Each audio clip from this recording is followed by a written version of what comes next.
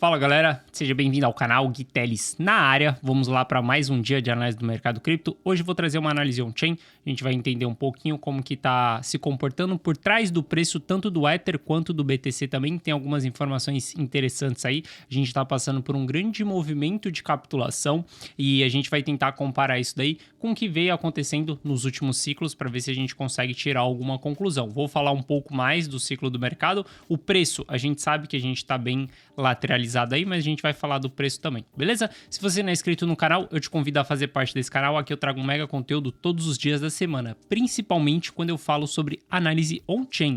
E hoje eu vou te mostrar que eu trago realmente um conteúdo diferente aqui nessa tal de internet, que eu vejo poucas pessoas falando desses dados on-chain com vocês, beleza? E se esse conteúdo fizer sentido para você, deixa seu like para dar aquela força pro canal e também para mostrar que esse conteúdo está sendo relevante. Bom, mas chega de enrolação. Bora começar a ver gráfico aqui, né? Pra gente começar, eu trouxe isso daqui na semana passada para vocês, que é um gráfico de realização de lucro e de prejuízo que teve no Ethereum, né? Eu cheguei a comentar com vocês que eu estava discutindo junto com a Glassnode para ver se esses dados estavam certos, porque a gente teve a maior realização de prejuízo da história do Ether, né? Na verdade, da história do nosso mercado cripto aqui, a gente teve 13 bilhões de dólares sendo realizados em prejuízo no Ether aí na semana passada, exatamente no dia 17, e a Glassnode me confirmou que esses dados estão corretos, que realmente a gente teve essa grande realização de prejuízo. Se a gente olhar para a esquerda do gráfico aqui, vocês vão ver que não tem nenhuma realização de prejuízo tão grande quanto essa realização que a gente teve aqui. Nem se eu puxar todo o histórico do Ether, a gente não vai ver uma realização tão grande quanto essa realização que nós tivemos aqui. E exatamente nesse mesmo dia aqui, ó, que a gente teve essa grande realização de 13 bilhões de dólares, né, no dia 17, ali no Ether, a gente também teve uma mega realização de prejuízo aí de 4,3 bilhões de dólares também no BTC. Ali no dia 18 a gente teve essa grande realização no BTC também. Isso daqui é uma... Quem não entende muito de ciclo do mercado pode até se assustar com isso, né? Porque, puta, por que as pessoas estão realizando tanto prejuízo assim? Mas para aquelas pessoas que são mais velhacas, elas já sabem que o ciclo do mercado, ele funciona em sentimentos. A gente tem o sentimento de euforia ali, onde todo mundo tá ganancioso, onde todos os participantes estão achando que o preço do ativo que o BTC vai parar 100 mil dólares, que o preço do Ether vai parar 10 mil dólares. Quando a gente tem várias narrativas positivas, a gente está num sentimento de euforia. E nesse sentimento de euforia faz com que o investidor ele queira realizar apenas lucros catastróficos, cada vez maior. E a gente também vai ter um sentimento de capitulação no ciclo do mercado. O que é esse sentimento de capitulação? Se você buscar no dicionário, a palavra capitulação ela é o termo de guerra que significa desistência do inimigo. E desistência do inimigo, no mercado financeiro, a gente interpreta como desistência da ponta vendedora. Aquelas pessoas que acabam se assustando, acabam se apavorando com o mercado, elas vendem mesmo no prejuízo e sai fora do mercado. Lembrando, a gente tem dois padrões de investidores, o investidor mais maduro e o investidor mais novato. O investidor novato, ele tende a realizar prejuízo. O investidor maduro, não. O investidor maduro, ele tende a comprar mais quando ele está no prejuízo. A gente sempre vai ter esses dois comportamentos. E quando a gente olha para essas grandes realizações de prejuízo que nós tivemos, tanto no Ethereum quanto no BTC, isso daqui nos dá um grande ponto de ter sido o nosso evento de desistência da ponta vendedora, o nosso evento de capitulação. Se a gente pegar, se você jogar aí na internet, você vai ver que ciclos emocionais dentro do mercado financeiro, você vai ver algumas imagens parecidas com essas daqui. Essa daqui é uma imagem que a gente teve uma discussão dentro da comunidade on-chain, onde você consegue ver exatamente quais são os sentimentos dos participantes do mercado. E quando eu falo mercado, isso daqui funciona para todos os ativos, tá, galera? A gente tem um movimento de ansiedade, a gente tem euforia, a gente tem o otimismo, a gente tem o fear, a gente tem o medo, né? Fear, a gente tem a depressão, a gente tem o pânico, tem capitulação. Cara, descrença, tudo isso você vai sentir na sua pele. Isso acontece mesmo com o investidor. Todo investidor, ele passa por esses sentimentos. E aí, quem não sabe, acaba sendo pego por conta desses sentimentos. Mas quando eu falo capitulação é exatamente essa fase mais baixa aqui, ó. A gente passa por um momento de medo, a gente passa por um momento de desespero, a gente passa por um momento de pânico e a gente chega em capitulação. E isso daqui é interessante porque na capitulação, quando a gente olha a literatura, é exatamente o momento onde está tendo essas desistências, né, as vendas massivas. E ver essas duas mega realizações de prejuízo aqui, tanto em Ether quanto em BTC, cara, em Ether é bizarro olhar isso daqui, 13 bilhões de dólares sendo realizados em prejuízo. Eu até fiquei com dúvida de se essa informação estava certa, por isso que eu fui ver junto com a Glassnode, porque é muita realização de prejuízo, é muita desistência, é muita gente saindo fora, é muita gente levantando a bandeira e saindo do mercado. Ou seja, quando eu olho pro evento que a gente teve, claro, cara, é óbvio que no meio do FUD, né, no meio do medo, vai surgir várias incertezas. Como lá em 2018, surgiu várias incertezas também. Se você tá no mercado aqui, você entrou nesse ciclo, cara, em 2018, quando a gente caiu do 6 para 3 mil dólares, tinha narrativa muito forte que o BTC ia parar em $1.000, tinha muita matéria reportando de que BTC havia colapsado sua pirâmide, a bolha do BTC tinha estourado, muitas informações negativas em 2018 também apareceram na mídia. Isso daí é o FUD, é aquele momento mais tenso do mercado. E hoje a gente vê que com a FTX também não estou descartando risco de novas insolvências, não estou descartando o risco da gente cair mais um pouco, da gente ter mais quedas, porque mais alguém pode quebrar aí no mercado.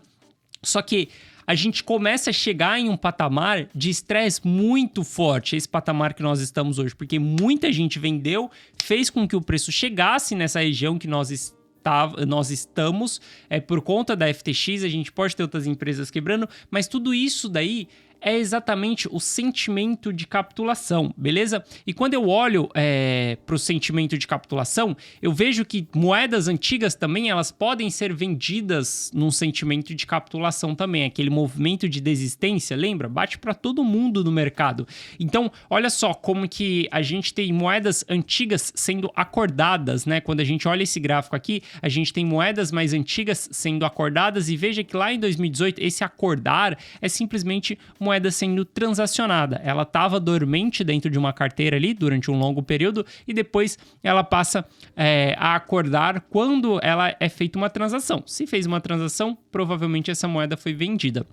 Mas quando a gente olha para 2018, a gente teve aqui, ó, no bottom do mercado, ali no fundo, a gente teve várias moedas antigas sendo acordadas. E a gente também teve, recentemente, várias moedas antigas sendo acordadas. Se a gente olhar para a idade das moedas que estão sendo transacionadas, né? Deixei aqui, ó, só moedas de long term holder, né? Acima de 6 meses.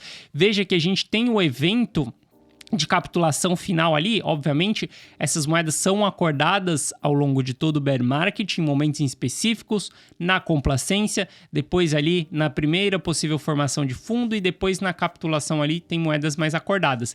Veja que a gente está tendo moedas sendo acordadas também, essa daqui é a idade das moedas por saída, né? Então a gente está tendo saídas de moedas mais antigas.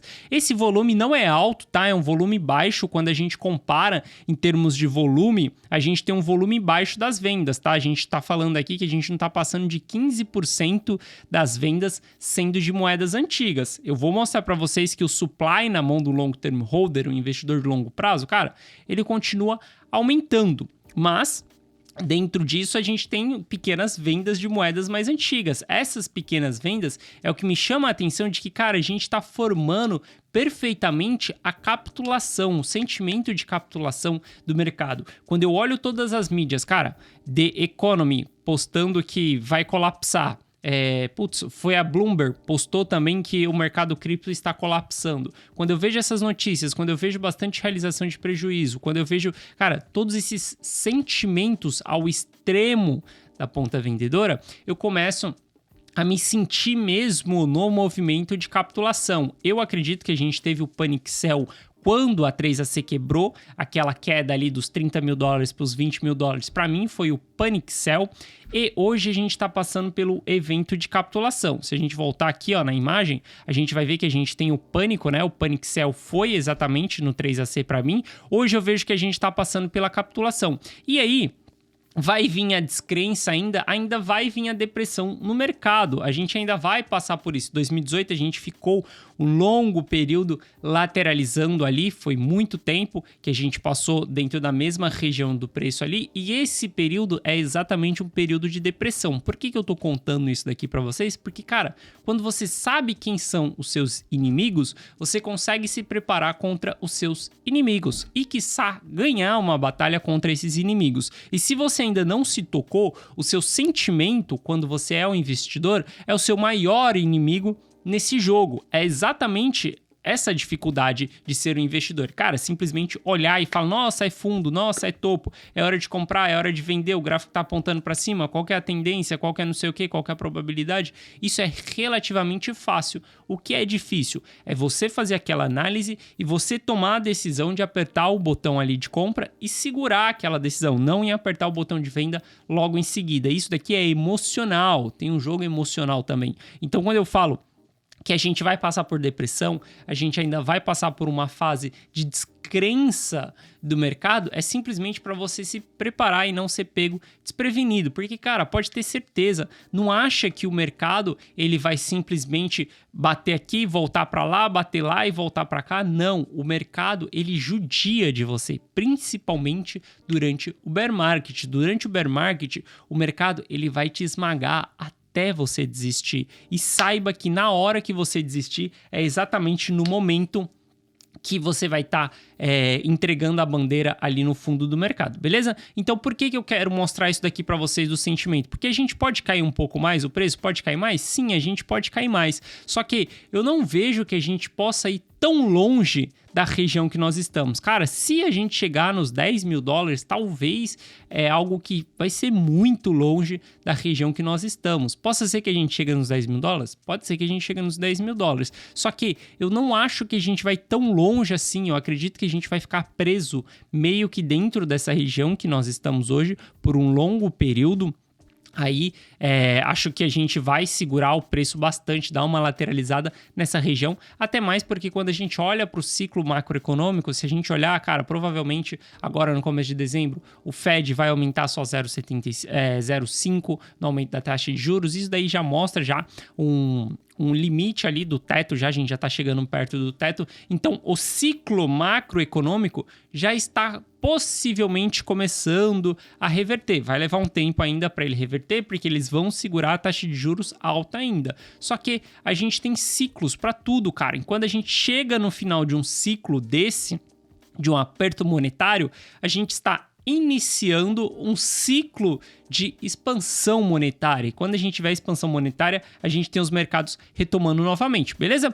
Então, quando a gente olha para isso daqui, para a idade das moedas, e se a gente olha para o volume também das moedas sendo vendidas aqui, a gente vê que a gente pode estar, olha só, por volume aqui, ó, a gente tá com um volume um pouquinho mais alto do que foi lá em 2018, depois ali do break-even, né? Depois que a gente caiu dos 6 e foi parar nos 3, a gente tem o mesmo volume sendo transacionado de moedas mais antigas. Me mostra esse sentimento de capitulação também, esse sentimento de desistência, beleza?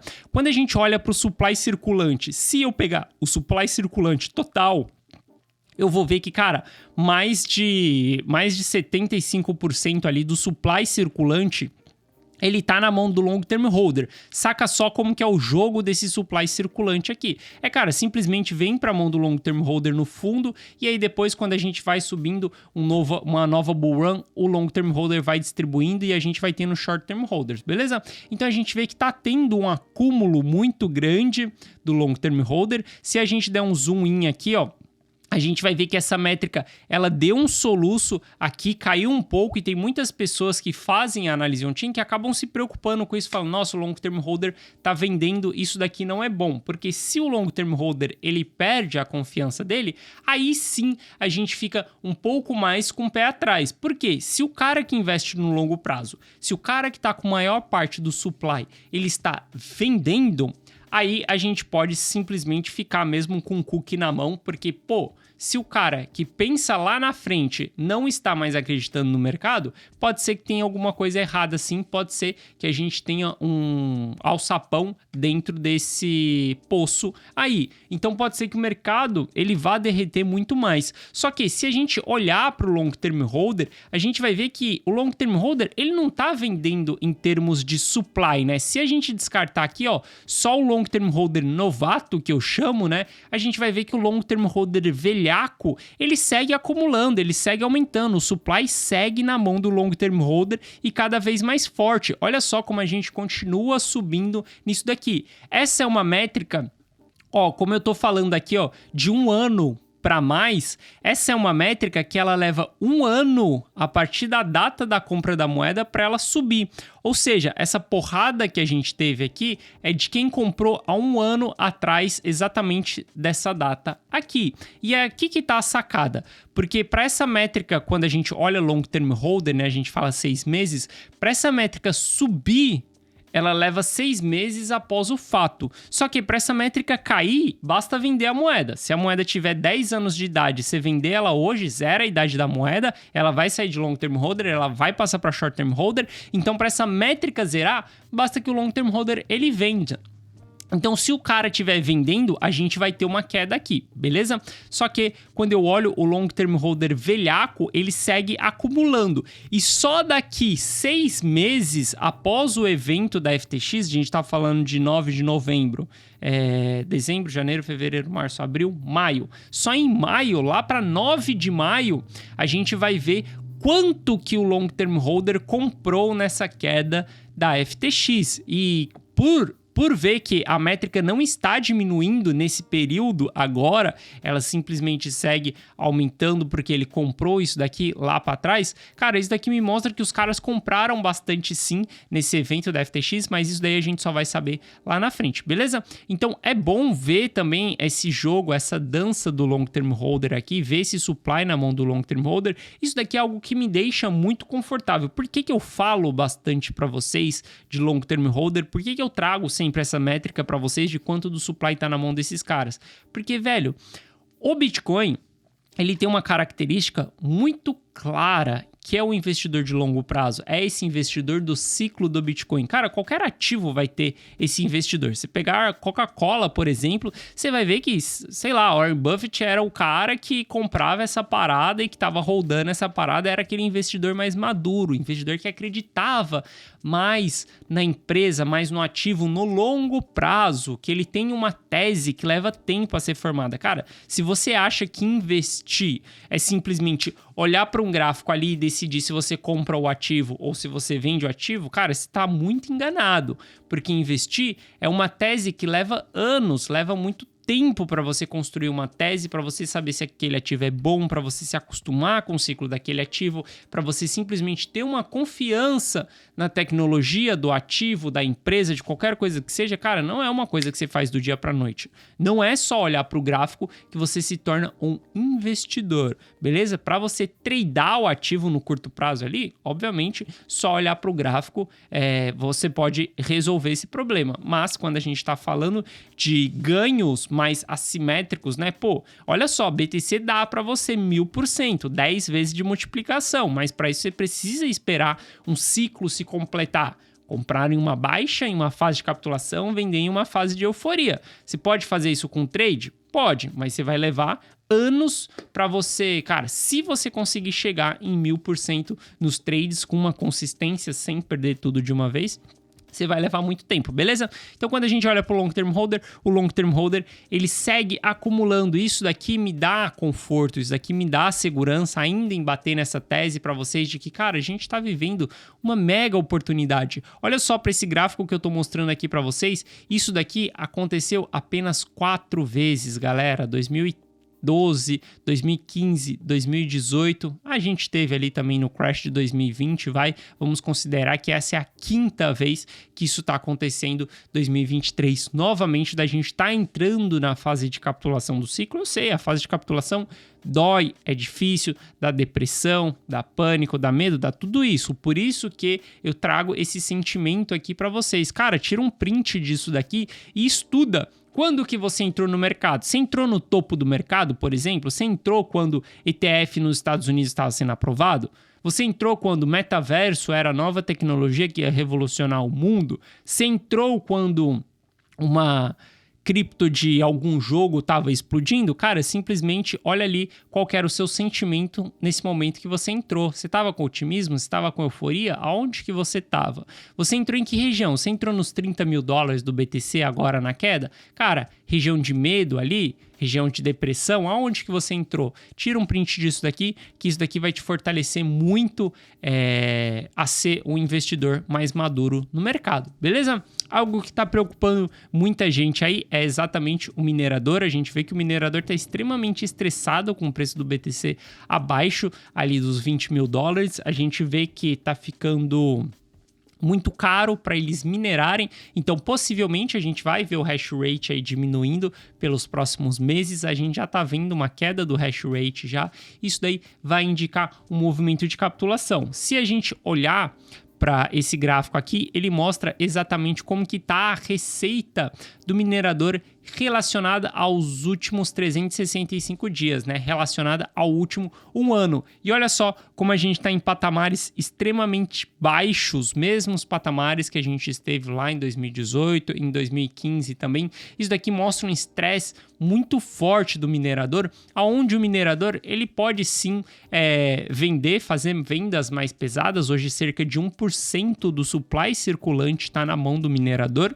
É bastante coisa, mas a gente tem aí muito mais supply na mão do long term holder do que no minerador nos dias de hoje, beleza? Mas quando a gente olha para termos de receita, o minerador está com a receita bem reduzida. Se a gente olhar para o balanço dos mineradores, a gente vai ver que eles venderam bastante aqui, ó, durante a quebra, né, da FTX, os mineradores venderam bastante, então os caras estão um pouco sob pressão de venda. Se a gente olhar aqui, se a gente tentar fazer um estudo de mais ou menos qual que é o custo da mineração hoje, pegando um pouco de eletricidade, pegando algumas variáveis que a gente tem, tanto a dificuldade também, a gente consegue ver mais ou menos ali qual que seria o preço ideal para o minerador tá fazendo lucro. E hoje a gente tem um preço ali mais ou menos nos patamares de 19, 17 mil dólares ali mais ou menos. Abaixo disso daí a gente começa a ter o minerador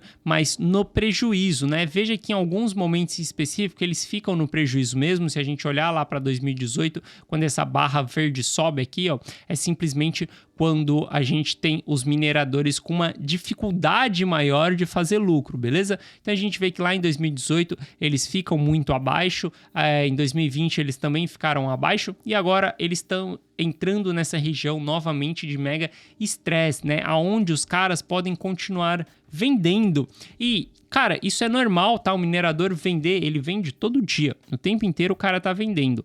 Só que os caras têm caixa, os caras têm balanço em bitcoins também. E acaba que chega um determinado momento, se eles começam a diminuir hash rate, eles começam a tender a vender o balanço que eles têm. Hoje é um momento onde os mineradores menos eficazes vão tomar prejuízo e vão começar a sair do jogo, vão começar a desligar máquinas, e aí a gente vai ter mais os parrudos, aqueles que têm máquinas que têm uma rentabilidade maior, vão continuar no jogo. Isso daí é normal, é um movimento que a gente tem mesmo no mercado, beleza? Mas isso preocupa algumas pessoas da gente ter uma pressão de venda a mais no mercado por conta dos mineradores. É uma pressão de venda? É um risco que está em jogo? Sim, está em jogo, e a gente tem que ficar de olho nos mineradores, porque caso o preço fique caindo mais ainda, a gente vai parar em patamares, sei lá, 10 mil dólares, por exemplo, a gente vai ter um grande incentivo para o minerador despejar mesmo. Ele tem 1%. Não que eu ache que esse 1% vai ser vendido, porque nem todo minerador tá ineficiente, alguns mineradores são mais eficientes do que outros, isso daí é máquinas mais atualizadas, só que a gente pode ter mais pressão de venda ainda desses caras, só que esses caras não me preocupam tanto. A minha maior preocupação não é com o minerador, porque como eu tô falando para vocês, 1% do supply circulante tá na mão do minerador. A minha preocupação é com o long term holder. O long term holder, hoje, ele detém mais de 75% do supply. Então, eu vou olhar para o long term holder. Se o long term holder perde a confiança dele e vende mesmo, aí a gente está falando de uma pressão muito forte, aí a gente está falando de uma descrença no ativo, e isso daí pode sim trazer mais crashes pela frente, beleza? Então, eu não me preocupo tanto com o minerador, eu acho que sim, eles podem continuar vendendo, eles vão continuar vendendo, a gente vai ver uma diminuição no balanço deles, principalmente se a gente continuar muito tempo nesses patamares abaixo do 20 mil dólares, né? Se a gente olhar aqui, ó, isso daqui é o outflow dos mineradores, né? Ó, veja que eles fizeram uma venda maior, uma venda mais consistente aqui quando a FTX quebrou, mas eles ainda continuam vendendo um pouquinho ali, ó, acima da média. Mas no geral aqui a gente tem a média de venda dos mineradores, então os caras podem sim ainda trazer mais pressão de venda, beleza? Mas eu não me preocuparia com tudo isso daí. Bom, olhando para o curto prazo aqui, ó, olhando para o gráfico, como eu falo bastante para vocês, primeiramente, galera, tudo que acontecer aqui, ó, abaixo dos 22 mil dólares, enquanto o minerador, enquanto o long term holder, ele estiver com essa crença de que ele tá fazendo um bom negócio, tudo que acontecer aqui dentro, galera, é fase de capitulação e é fase que eu estou comprando. Eu tô falando isso para vocês. Até onde o preço vai parar, eu não sei. Não dá para saber se a gente vai ter uma nova FTX, não dá para saber se a gente vai ter outro risco sistêmico, não dá para saber se a regulação vai proibir BTC, não dá para saber nada disso, galera. Então não dá para saber até onde o preço vai parar. O que eu sei, fase de capitulação, para mim é região de compra, porque eu acredito no ativo e eu sei que eu acredito que no próximo ciclo a gente vai estar mais alto do que o all-time high que nós estamos. O que é esse próximo ciclo? 2024. Por que 2024? Por conta do halving, beleza? Então tudo que acontecer aqui dentro, eu simplesmente entro da ponta compradora. Quando a gente olha para o curtíssimo prazo aqui, cara, simplesmente o preço ele tá sanduichado desde o evento da FTX ali, o preço ele não se move muito. A gente está preso entre essa região e simplesmente preso entre essa região aqui. A gente pode até traçar uma linha mais baixa aqui, que foi esses últimos topos aqui, mostrando que o preço está sanduichado entre essa região, entre 15 e os 17 mil dólares ali, os 18 mil dólares, o preço está simplesmente sanduichado. Tudo que acontecer aqui dentro dessa região é mais do mesmo. Eu tô olhando um gráfico de 4 horas aqui, cara. Se você puxar o gráfico diário aqui, eu puxei de 4 horas só para marcar isso para vocês. Se você puxar o gráfico diário aqui, você vai ver que, cara, simplesmente desde o dia ali que a FTX quebrou até hoje, já se passaram 19 dias aí do evento e o preço continua dentro da mesma região. Então, enquanto o preço não sair daqui de dentro, não dá para ter muita análise gráfica para entender muito o que está acontecendo. É mais tirar leite de pedra, olhar todos os dias para análise gráfica enquanto a gente estiver dentro dessa região, cara, é simplesmente não adianta, porque o preço ele não está andando, a gente está simplesmente preso dentro dessa região. Tem que esperar o preço sair, seja ele romper para cima, ou seja, ele romper para baixo, que aí a gente vai entregar mais quedas, a gente vai buscar um novo fundo, o mercado vai começar a se movimentar. Mas se vocês olharem aqui, olha só, desse período aqui, a gente ficou simplesmente 140 dias preso dentro da mesma região. É normal isso acontecer, é normal o fundo do bear market ser lateral, é normal, a volatilidade diminui, todo o pânico passa, a poeira abaixa de todos aqueles fatos, muito FUD são levantados, FTX quebrou, e aí é FUD de que a Grayscale vai quebrar e que a Gemini vai quebrar. Pode quebrar? Pode quebrar, mas agora a gente tem vários FUDs de que, cara, BTC, WEther, o REN BTC, todo mundo vai quebrar, então a gente começa a ter vários FUDs desse tipo. E a gente tem que esperar o mercado andar, o mercado sair dessa lateralização. Cara, é o que eu falei, ainda vai acontecer um momento de depressão, um movimento de descrença do mercado. Isso ainda vai acontecer. Então a gente pode ver o preço lateralizado aí durante um longo período. Ainda não acho que a gente ficar olhando para o price action assim quando o preço está lateral é tão bom, porque a gente não consegue ter tantas respostas. Por isso que eu trago mais uma análise on-chain aqui